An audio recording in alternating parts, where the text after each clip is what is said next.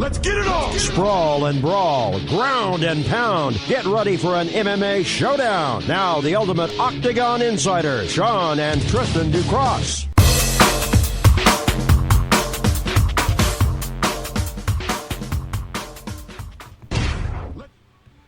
What's up, everybody? Welcome to the Ducross Brothers Sports Warriors. I'm Tristan Ducross. Along my side, as always, my partner in crime, the one and only Sean Ducross. Sean, we're back. We're on the air. Thank you for everybody that's tuning to us over on YouTube. In the meantime, I'm hoping I can get Periscope up. So if you're watching us up on Periscope too, appreciate the love. Give us the like button and stuff like that. Go ahead, subscribe to this YouTube channel, and we will be right there. So yeah, we are officially on Twitter. So let me change this real quick.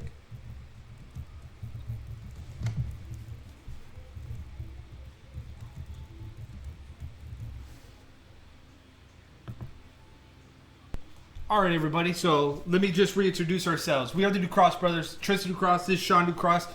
We are a combat sports talk show, opinionated sports combat talk show, where we take literally headlines, what's going on in the combat, local as well as around the world, and we talk about it. And we hope to get some feedback from the fans and have a little bit of interaction as well. In the meantime, Sean, a lot of stuff that has been going on in the combat sports world, and a little bit of it is transitioning over into wrestling. It's one of those weird situations that are like, are we really going down this road? And it started to remind me a lot of the Pride days. A lot about what is going on with the unique matchups of stuff that makes you question and ponder what is really going on in the combat world. And we're now bridging the gap between mixed martial arts, boxing, and wrestling now. And it's all coming to one.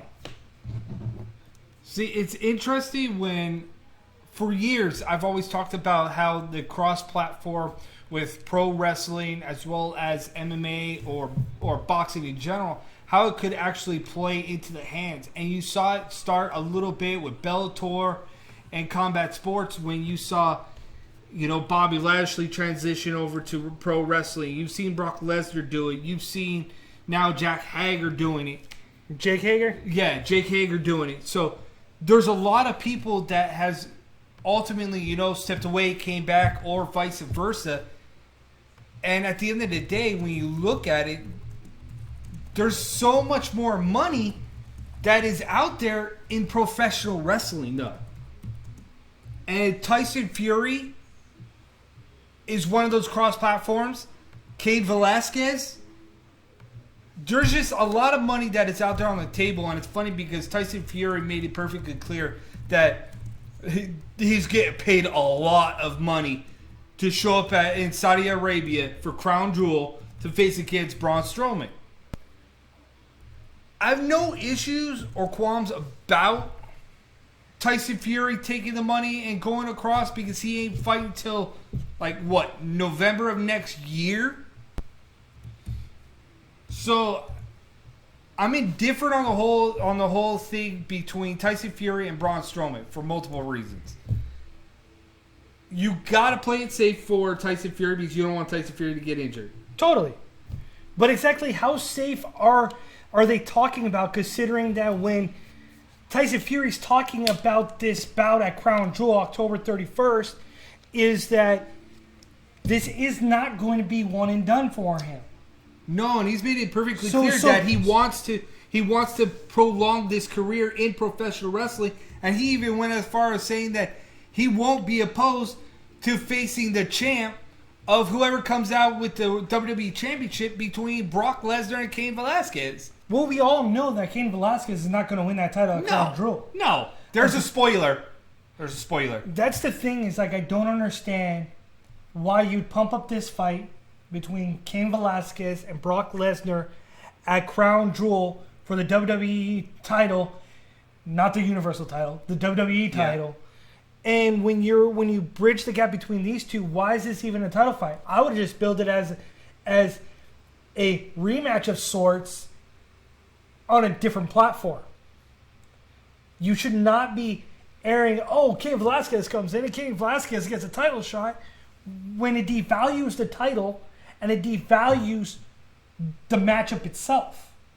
There is no, you already know the outcome. The outcome's already predetermined. And you can literally see it right there in front of you. I feel like I have to mention this. I have to. Because Brazzers, everybody that knows about Brazzers, has been poking fun on Twitter at WWE for their incoherent and the incohesiveness of the storylines, and this is one of them.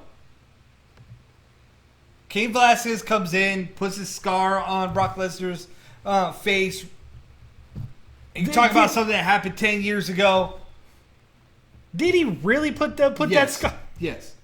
He really damaged his face in the last fight. Ultimately sent him packing back to WWE. But I don't know. It's just weird. I guess we're in a boom era for pro wrestling, and I get it. Vince McMahon and company, they have a lot of money. They could throw a lot of money anyway. But then why have a roster full of wrestlers if you're just going to bring guys in from the MMA world, from the combat sports world, and have them cross promote? I just don't get it. I don't see the fairness in it. I see the money side of it. Of course, it's easy to see the money grab. It's always easy to see the money grab. Right, but beyond that, I don't see a whole lot of what's the right word? A whole lot of integrity in the product. To an extent. You go to Fox, you make this big play, you make this big deal about money. You get $1 billion, and then whatever Fox says, you have to follow it. I just don't get it. I don't understand it. Tyson Fury needs a lot of work. He says that he's wrestled with his brothers. Dude, I've wrestled with you. I did a figure four off of a 4-post bedpost, throwing you into a refrigerator. It has happened when we have wrestled. But to never step foot inside of a squared circle, to never step foot in a performance center, and then think you're going to be able to throw a punch. See, at least Cain Velasquez went to the performance center. He's been training and trained with Triple H. There's videos and everything like that of it. I'm more okay with the Cain coming over. I'm okay with that because he has separated his MMA world aside and has made it focus that wrestling is going to be his second home. So I believe that. I believe in what Cain's doing. I believe in the fact that Cain Velasquez is becoming a pro wrestler. I don't, however, buy that with Tyson Fury. I buy into the fact that Tyson Fury is a gypsy king. But beyond that, do you buy him as a wrestler? No, but what I feel like is that WWE right now is trying to take what is going on in the wrestling world of the landscape changing, much like combat sports in general, the landscape's changing. And they're trying to dig up the grave of what was successful. In the 1990s, when you had the Attitude Era, these iconic moments, if you will, like Stone Cold Steve Austin and Mike Tyson. Yeah. Was an epic moment. Big Show, Floyd Mayweather. It has been done. A lot of this cross-promoting has been done before in the WWE. I want to know what other people's thoughts are. So if you're watching us right now on YouTube or on Periscope, please go ahead, drop a comment, and let us know what you think about the Cain Velasquez and Tyson Fury situation. And by altering it, it can alter the dynamic because of the money grab. Is that if Tyson Fury, who says that he's not going to be one and done with the WWE, and the fact that he says that he's going to make more money in WWE for this fight alone than he ever did in boxing, makes the idea of overlapping, again, that moment of change. we've been talking about when are MMA fighters going to get what boxers make. Now I guess it's when are boxers going to get what WWE right. You would think that wrestling, you want to get paid as much as like you do in, say, boxing. It kind of, see, that's where the issue is with the money is diverse. Because, Sean, when you're looking at it, look, you got combat sports, mixed martial arts and boxing over here, pro wrestling over here, okay? The issue with pro wrestling is entertainment-based, right? Yeah. So you get paid like you're in the entertainment side, in their entertainment business. So, of course, the money's going to be a little bit more streamlined, a little bit differently on that spectrum than it is in combat sports. And if you can kind of layer a set of character or a sense of comedic kind of interaction with fans, then you're golden. You can cross over. It's just like people are. So Cain Velasquez says, I'm pulling myself out of the USADA drug pool. And that he's done with mixed martial arts. And the first thing everybody hits him on is, okay, so now he's going to go do performance-enhancing drugs. But no, my thing again is, okay, to get the money grab, to get the Brock Lesnar money, to get the money from like McGregor money, to get the Nate Diaz money, one thing you have to do is put yourself out there to the masses. You know how much popularity Cain Velasquez already got from his AAA performance? Hands down, because he was supposed to be one of the headliners in Madison Square Garden. So he already bumped up. Now he goes in and goes hand in hand with Rey Mysterio, bumps him up. Now he steps into the wrestling ring in Saudi Arabia in one of the biggest pay-per-views. With Brock Lesnar. Money grab. His name is now up here. His name is already well known in the Mexican circle. He's already got the biggest name. Now you're putting him more in front of even more fans in the United States or globally? You think he's going to stay out of the UFC for too long? Come on. Dana White's going to go knocking on that door like he did repeatedly for Brock Lesnar to bring Cain Velasquez, because now Cain Velasquez is going to have the money draw. Cain Velasquez, good, bad, or indifferent. Going to have that Brock Lesnar draw. Yeah. Name may not be that quite elevated, but he's going to be that guy. It's just like Conor McGregor didn't have the Conor McGregor draw until he fought in boxing, and then he's like, cool, you got to come to the A side. That was created by Floyd Mayweather. Yes, it was. He doesn't have to fight another day in his life because of the fact that he got that draw. So, again, what we've been saying about UFC is they're entertainment-based. Yeah, similar. I just hope they don't go the roads of Combates Americas, because I was stoked when Combates was coming around and they were putting on great fights after great fights, and now they're bringing in professional wrestlers to cross over to mixed martial arts, and I'm a little bit indifferent on that. I really am. I just hope that Dana White and company in the UFC aren't looking at fights as a money grab or fights as a publicity stunt, because media, combat sports fans, Sean, has been talking about it for such a long time about trying to get this sport to go mainstream, right? And then it always seems like as if they're going to take that next step, they hit a hiccup or they hit a speed bump, they got to kind of slow down and pump the brakes. I hope for the sake of combat sports, this is not kind of like the tipping of the scales, and all of a sudden we're going to be questioned about what's going on inside that cage, because fighters are going to want more money. Fighters want to go across. We already have that BMF title in place. There's a lot of situations and a lot of topics, Sean, that's kind of floating out right there, right out in the mixed martial arts combat sports world right now, that you're going to really have to start paying attention to about where people are going, what's being said in the inner circle, and how it's going to all of a sudden kind of translate here. And I want to say probably in the next couple of months to see what happens with Tyson Fury, what happens with Cain Velasquez, because there's rumblings about other MMA fighters that are knocking on the door on other wrestling promotions.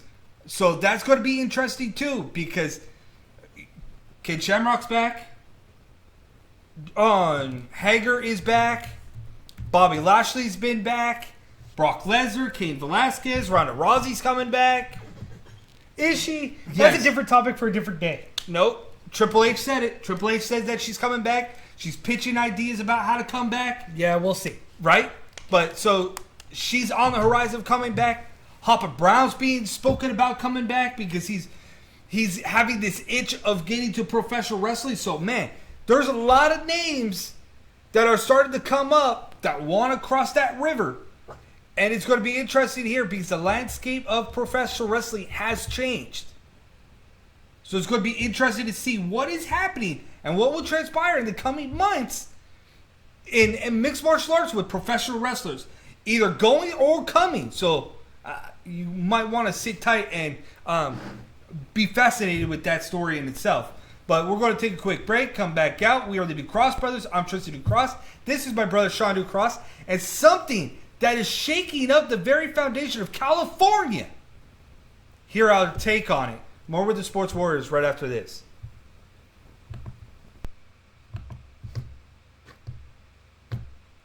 Fightbook MMA, your number one MMA community where you can talk combat sports with some amazing fight fans on Facebook.com.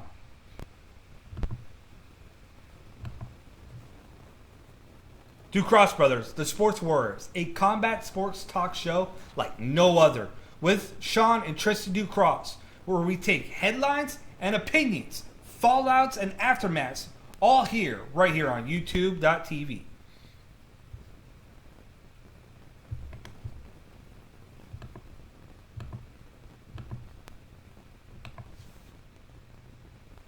Welcome back, everybody. We are the Ducross Brothers. I'm Tristan Ducross. This is my brother, Sean Ducross. Sean, how incredible has the week been in combat sports? It's been different.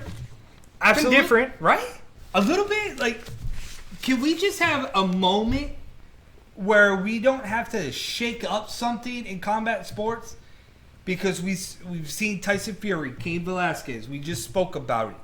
Now even more stuff is literally shaking the very foundation of combat sports. And that comes out with the new rule, the new regulation that has passed from the California State Athletic Commission, that if you miss weight by 15% of your contracted weight, that fight is canceled.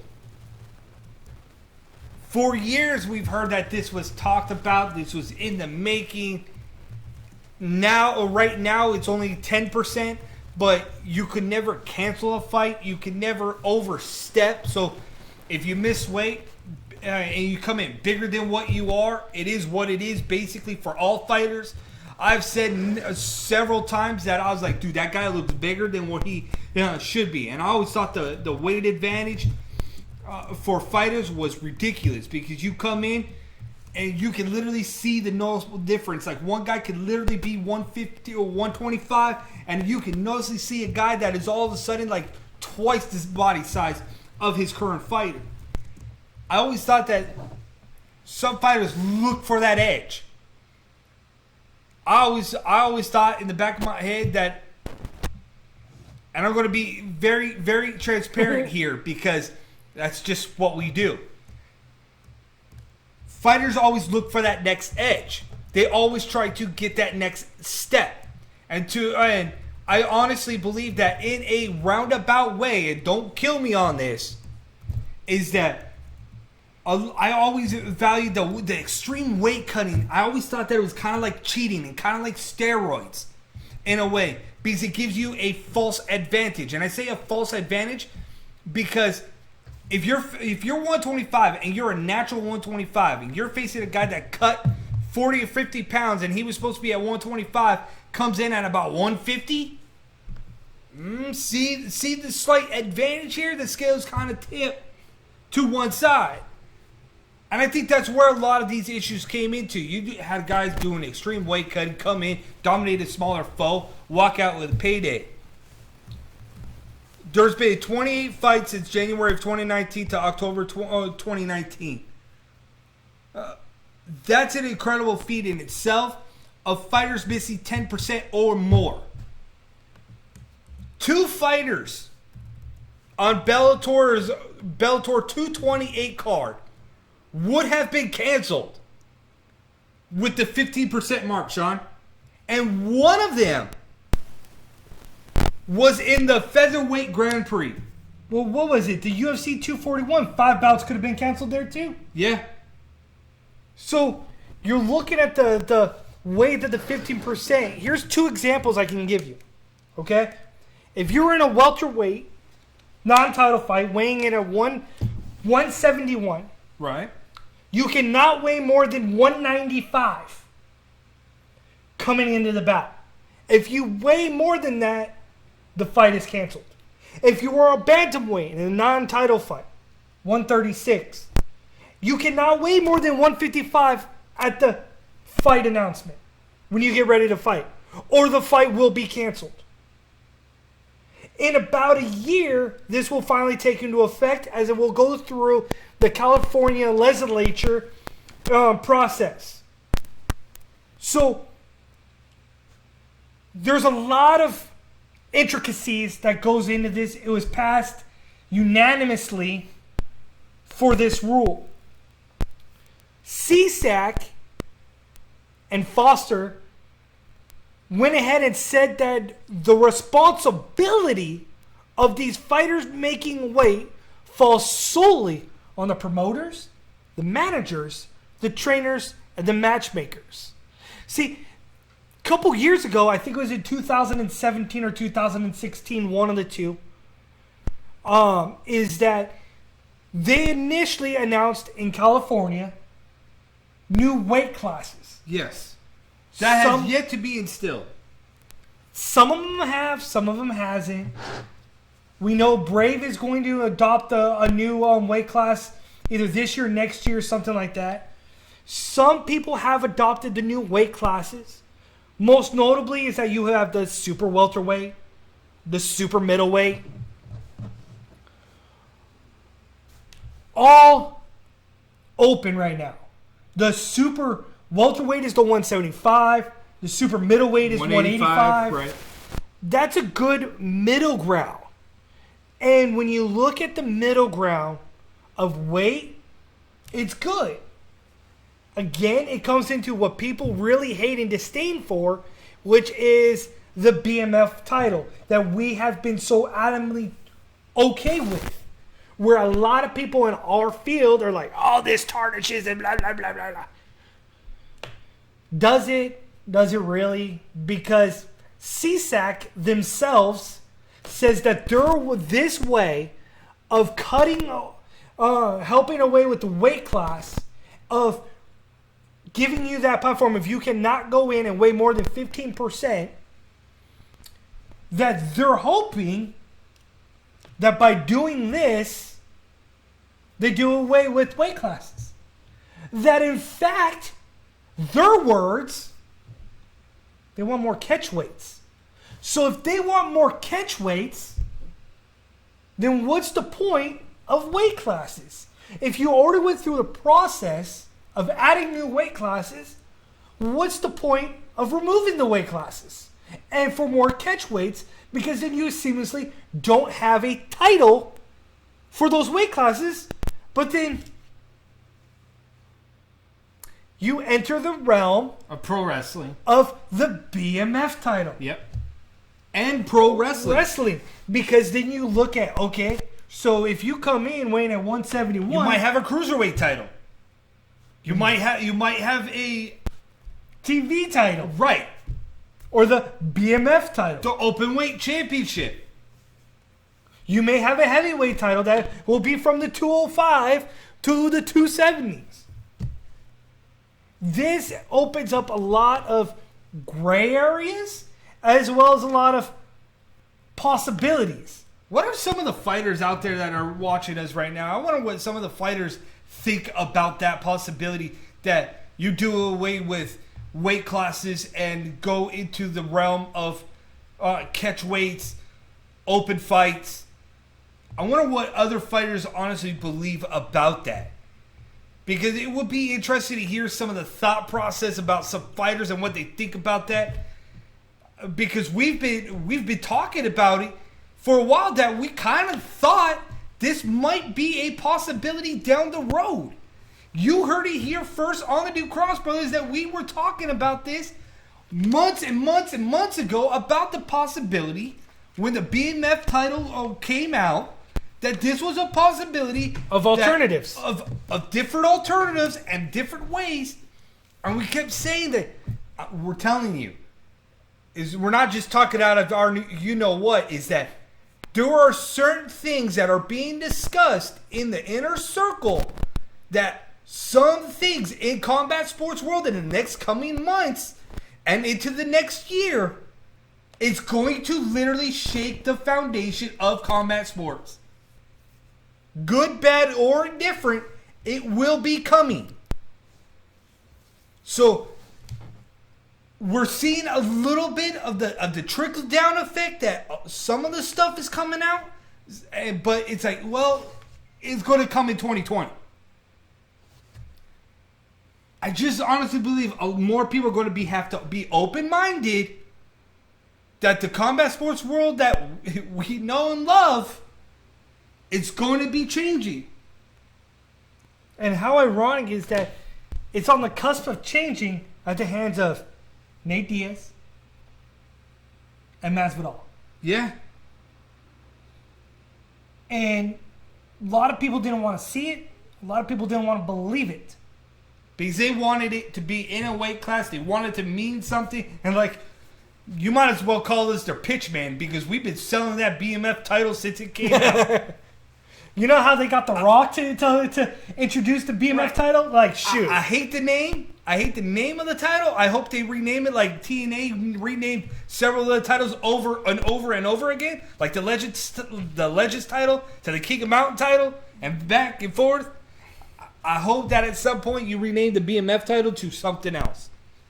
And then keep that title around. Have fighters fight for it. Yeah. Give it a little bit of a wiggle room of what weight area can fight for it. Because essentially, that's where we're heading. If they fight in California and this goes full blown next year, at some point. How many fighters though are seriously disgruntled about this rule though coming to California? Because for years I've always read and heard from a lot of the fighters that were like, "Oh, California State Athletic Commission can't tell me what weight class I can go to," and blah blah blah. Yes, they can, bro. Yes, they can. Now they will have every opportunity to say, "You know what? You can't fight." They can't. So how interesting will that be?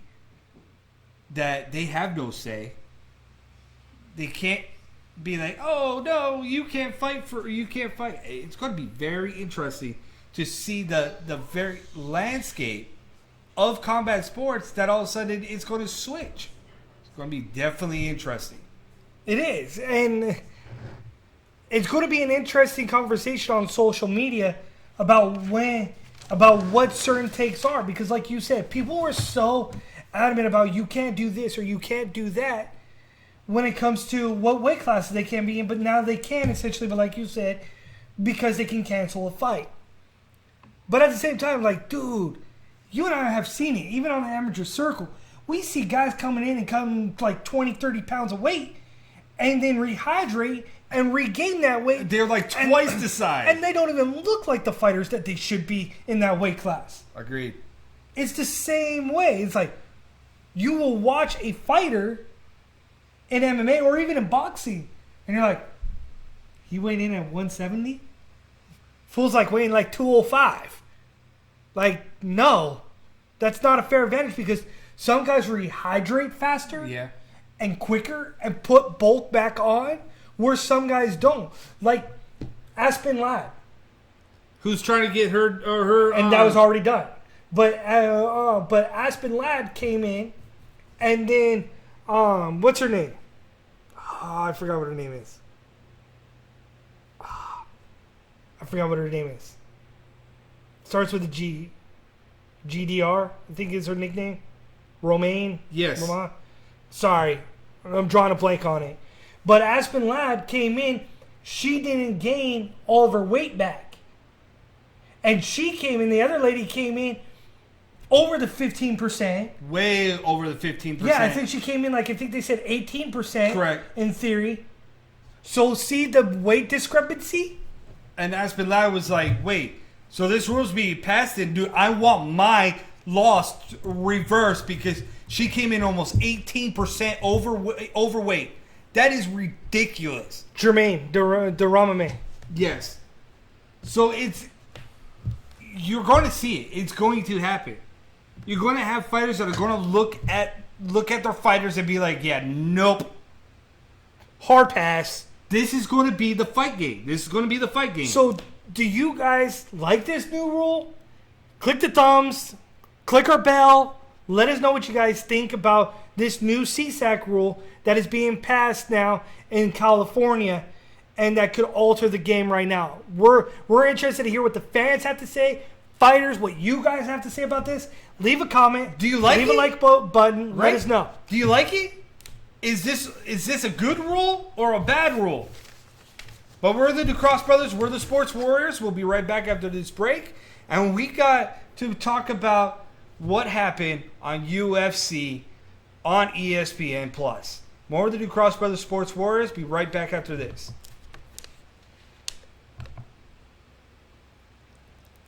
Fightbook MMA, your number one MMA community on Facebook.com. You want to talk to some amazing fans? Head over to Facebook.com and look up Fightbook MMA.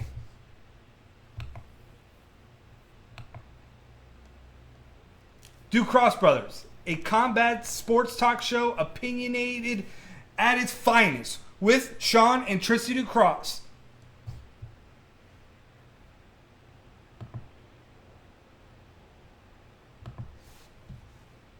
All right, everybody. Thank you for tuning in to us. We are the DuCross Brothers. This is Tristan DuCross. This is Sean. Sean, just quick shout out to everybody. As you can see right down here, this QR code, go ahead and hit and click on it because that'll send you to iloveanti.com and get 10% off using promo code DuCrossBros. Fightbook MMA down here, right over here. Right over here. Go to Facebook.com or FightbookMMA.com and you can get all the latest MMA news and some amazing combat sports interaction. Go ahead, check them out. Right above Sean's head, ESPN Plus. Check them out. I'm still indifferent on whether or not I actually like UFC on ESPN Plus, but that's where we're going. So ESPN Plus had another fight card that happened over the weekend, and I kind of liked it. You want a J-Jack versus Michelle Waterson? I kind of felt bad for Michelle. There was some moments that Michelle had towards the end of the night, but ultimately JJ was just too strong. Was it just me, or did she look very vintage, like the old JJ? She did. She threw a lot of punches, a lot of volume strikes. Not on top of that, she cage control very well, very effectively. The Muay Thai style of the clinch that she was doing throughout the fight, she utilized that fantastically. She looked very clean in the pocket. It just left you going, so where does Michelle go from here? Then I think about, let's see that fight between Michelle and PVZ, Paige Van Zandt. Run it back. Let's see that fight. Let's see them run that back about that being a title eliminator. She's got one fight left.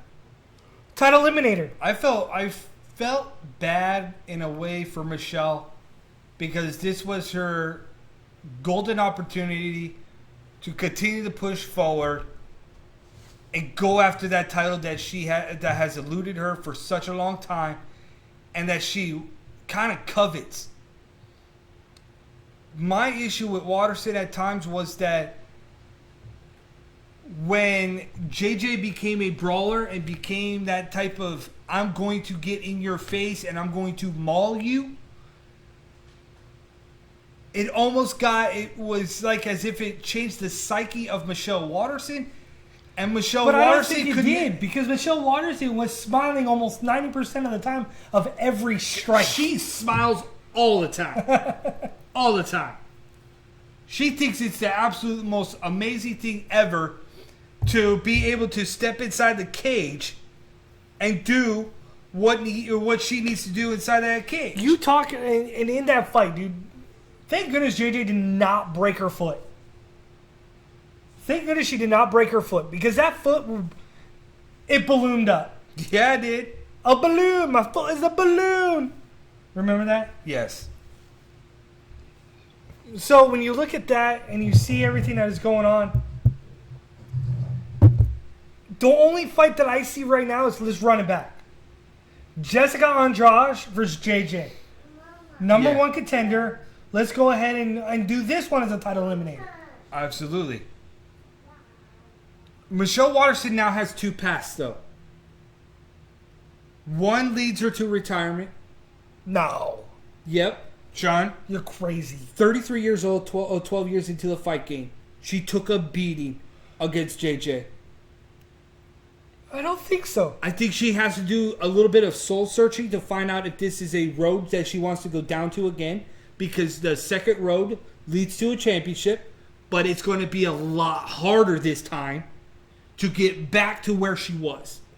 So that's where I think that you kind of got to weigh your options. Motherhood and retirement is knocking on that door.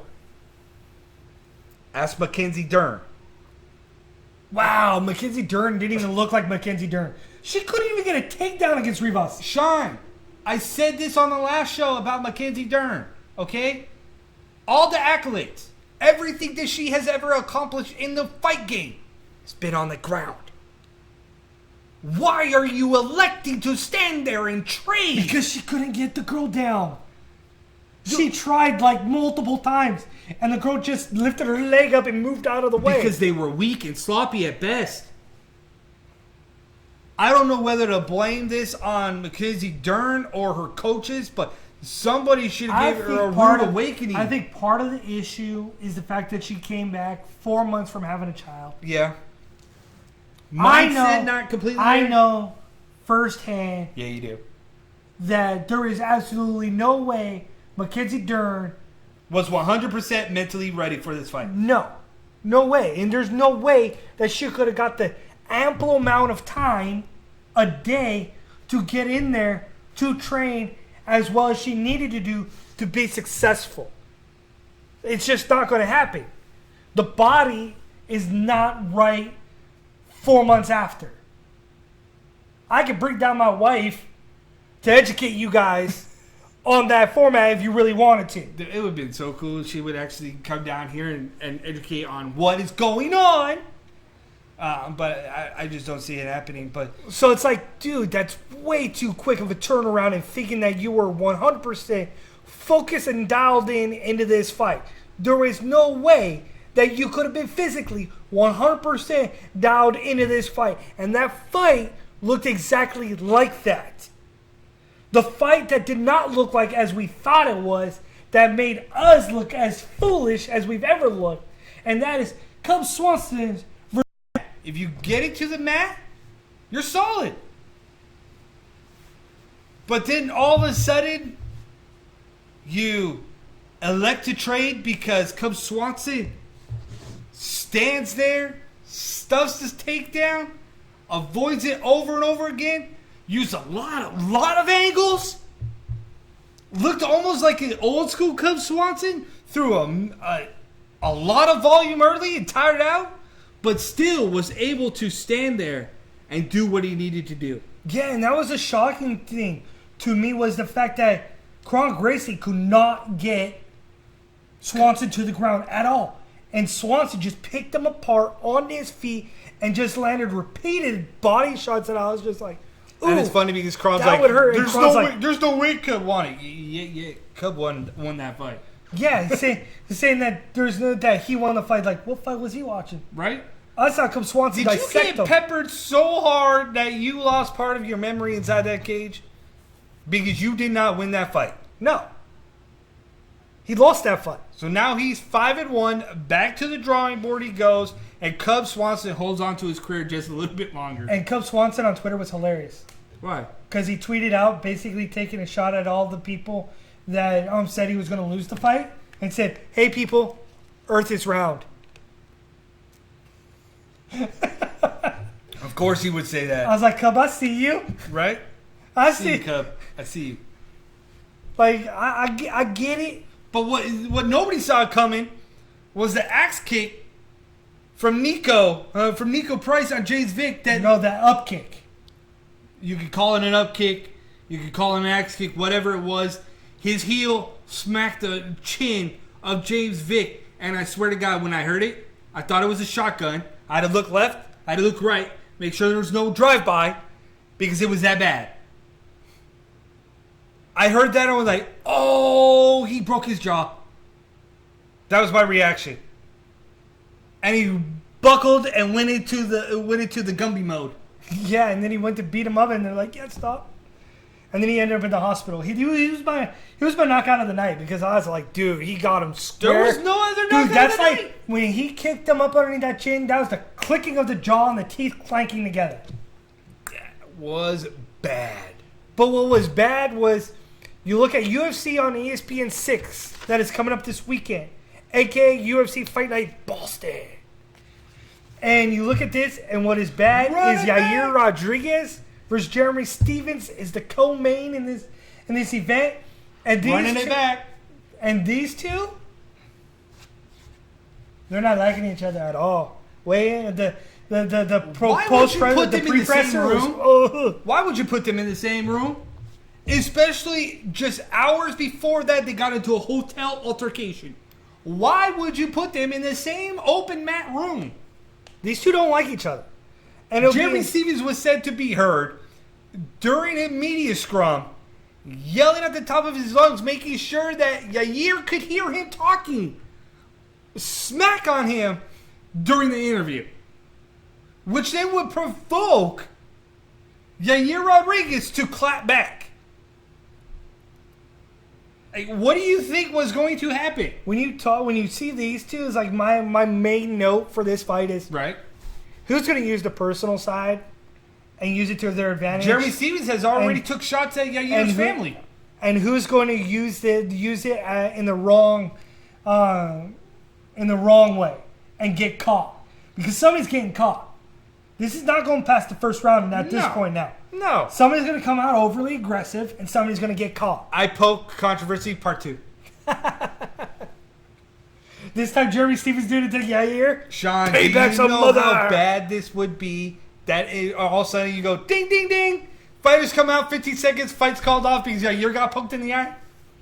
Oof. Oof. I don't want to be there. I don't want to be there. Just think, Sean. If an eye poke again happens, either from Rodriguez or from Jeremy Stevens, this could go sideways in T-minus 2 seconds. So, what could go wrong in T-minus 2 seconds is the main event. Dominic Reyes versus Chris Weidman. Yeah. To me, on paper, when you look at those two names, you would think that the winner would get the winner and get a chance at John Jones. But when you look at this, is how can the winner of this get John Jones unless it's Dominic Reyes? Because even if Chris Weidman manages to pull out a victory over Dominic Reyes, how does he get an opportunity at John Jones for the light heavyweight title after 2 reasons? 1, this is his debut at the light heavyweight. 2, he is 1-4 in the last 5, and all of them, the losses, he's been knocked out. But Sean, All of them. I feel bad for Chris Weidman. Much like Michelle Waterson, he has 2 roads. One ain't following the yellow brick road. This is that of a number 1 contendership on the line. Getting thrown back into the limelight. Going after that title. Number 2 is the fact of something you just said. He is 1-4 in his last 5. He has been knocked out repeatedly, and some of them have been absolutely brutal. Do we see path number 2 as the declining of a legend? You're facing a guy in Reyes who's 11-0, has 6 knockouts to his Power for days. So this is going to be a stand-up battle. The outcome? I'm going Dominic Reyes.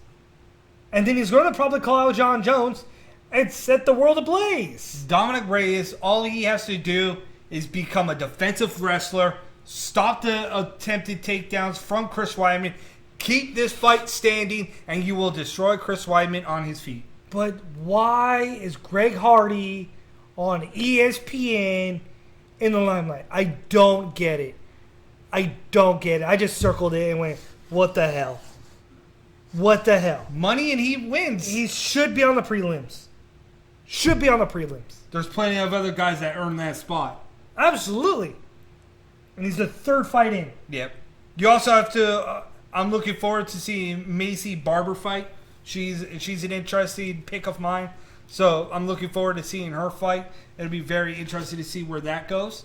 But just on the way out as we get ready to round out, Sean. So, if you're in the San Diego area, Yes. there is a new amateur women's promotion starting. Fearless Women's MMA. October 20th at the Sheridan In Mission Valley.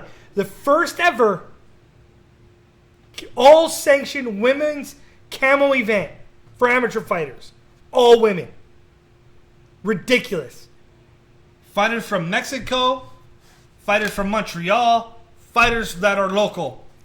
All going to be on this very special and history-making moment from Camo, from Fearless MMA. So if you don't know, now you know. Get your tickets. We'll post up a link and stuff like that so you can get your tickets. And then show up at the Sheraton in Mission Valley. In the meantime, history was made over the weekend.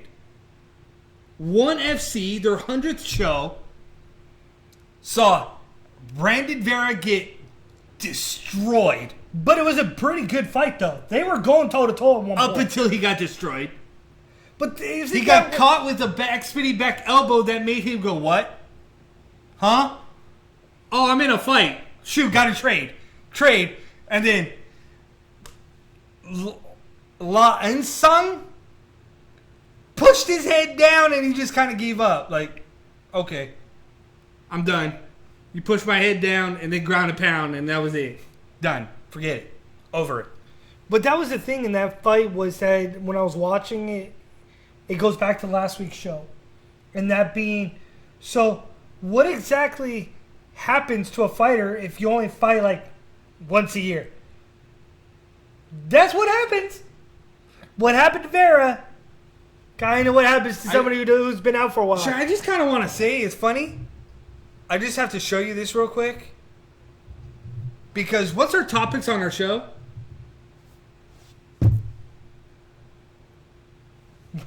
Reyes versus Weidman, Rodriguez versus Stevens. Oh, we didn't talk about the PFL. No.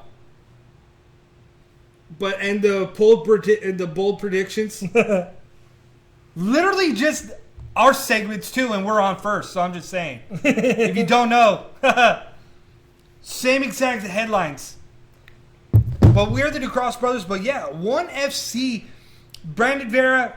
We also saw the 54-second darts choke from Shinya Aoki, which was pretty cool in itself because they beat Bonrio. We have Demetrius Johnson does what Demetrius Johnson does. Right, gets his number one contender shot now. So, again, still the greatest of all time, if you want to throw that acronym out there. Demetrius Johnson still performing at a high level and dominant in a way that many people thought that he transitioned over to ONE FC, that it might be above his pay grade, but it's not. And he's still turning out victories. Angela Lee, congratulations. Retaining her title. in a 5-round battle, going back and forth to ultimately in the 5th round to land a rear naked choke. So that's the good thing, is that Young defeated Lee in her own weight class. Retains. And Lee retained her title in her own weight class. Right. So you stay up, and then I'll stay down. Dude, it's crazy, though. Angela Lee, this is her 4th title And her defense. brother Christian Lee won? Yeah. That Lee family is ridiculous. But yeah, dude, I looked at her fight and I was like, dude, this is a war. They were going back and forth, and then all of a sudden she catches her, and that's part of the fight game. But she has 4 title defenses and has secured the bag every single time with the Adam strap. So I applaud her for that. And then the honorable mention goes to the Muay Thai action that happened with Janet Todd with the kick upside the head to Vander Eva that literally made her say, "Sit down." Kicked her right upside the head, and she's like, if you haven't seen the "No, video, I'm good. I'm going to just take a seat right if you here." haven't seen the video, go to our Instagram, the Sports Warriors, _sports_warriors. Go to our Instagram. The video's up on our page, and my goodness, turn up the sound. Right? Just turn up the sound. Turn up the sound and watch her just basically go like, "Nah, I'm good. I'm just going to take a seat right here," and sat down. But in the meantime, we are the Ducross Brothers. We are the Sports Warriors. We're tipping our hats to you guys. Thank you guys for tuning in to us every single Wednesday. We appreciate the love and support. Go ahead, hit the thumbs up icon right underneath. Hit the subscribe button. The bell icon on here as well, so you can get notifications when we go live. Because we're still in the pickle where we show up and do pop-up shows. So we just appreciate all the love and everybody tuning into us. We appreciate it. Until next time, we are the Ducross Brothers Sports Warriors. Check us out on Facebook.com, the Ducross Brothers. You can also add us on Facebook, Sean and Tristan Ducross, Combat Sports. Check out our website at www.ducrossbros. Follow us on Ducross Brothers. www.ducrossbrothers.com. Ducross Bros on Twitter. In the meantime, we're out.